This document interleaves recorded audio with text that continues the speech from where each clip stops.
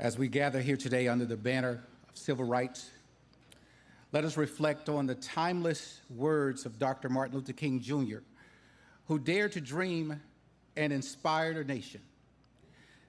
In Romans chapter 4, verse 7, we are urged to call things that are not as though they were.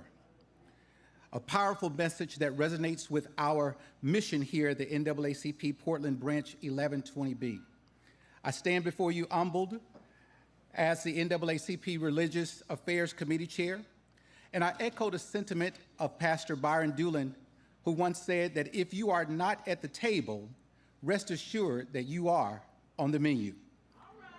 Our pursuit for equitable opportunity rooted in the Constitution aligns with Dr. Maya Angelou's vision for these yet to be United States of America. In our journey, we face challenges, obstacles that disproportionately affected Black and brown communities, from education and politics to health care and prison reform. Understand that the struggles are real. But today we declare our commitment to educate, to agitate, to litigate, and to advocate for a brighter future. The NAACP, with its network of members, units, and partners, stands as the voice of our community on all matters of public policy. Let us not be deceived by the new laws that cloak themselves as progress, but in reality, they are rewritten versions of oppressive acts. We won't let anyone turn us around. We must trade in our sorrows, yet never forget our roots. The sacrifices made for freedom, like a torch passed from generation to generation. We remember those who marched, who lived and died for freedom. In the words of Dr. King, no, we will not be satisfied, and we will not be satisfied until justice rolls down like waters and righteousness like mighty streams. So today, I propose that we work together so that we can see Dr. King's dream materialize in our generation. Despite glimpses of hope, our progress is under threat from laws being repealed and dangerous Jim Crow-like legislation being repeated. I declare to you today that I am ready. I am ready to live the dream. I am ready for freedom to ring. I am ready for free at last, free at last. I'm so ready to proclaim that, thank God Almighty, that we are free at last. And if you're like me and you are ready, let us collectively bring ourselves together to be the catalyst for change, forging a path towards the fulfillment of Dr. King's dream in our time.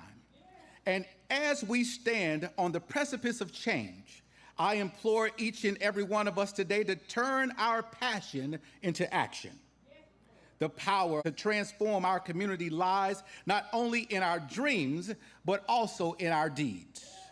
First and foremost, exercise the fundamental rights bestowed upon each and every one of us by the sacrifices of those who came before. Register to vote. Let not your voices go unheard at the ballot box, a sacred space where change is not just a possibility, but is also a promise. But registering alone is not enough. We must take the next step and actively participate in the democratic process. Get out and vote. For it is through our collective choices that we shape the future we envision. As Dr. King once said, our lives begin to end the day we become silent about things that matter. Your vote is your voice. Let it resonate today. Let it resonate loudly. Moreover, I extend a heartfelt invitation to each and every one of you to become active members of your local NAACP Branch 1120B. Join hands with us as we stand united against injustice, inequality, and the erosion of our hard-fought rights. Our strength lies in our numbers, and together we can be a force that reshapes the narrative for our community. In the immortal words of Dr. King, change does not roll in on the wheels of inevitability, but comes through continuous struggle. Let us be the architects of our destiny, shaping a future where equality, justice, and freedom are not just aspirations, but lived realities.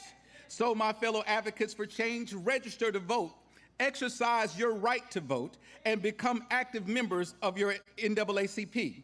Let us not only dream of a brighter future, but actively work towards the realization right here in Portland and in our United States of America. Because today I believe that together we can be the change that we want to see. Thank you.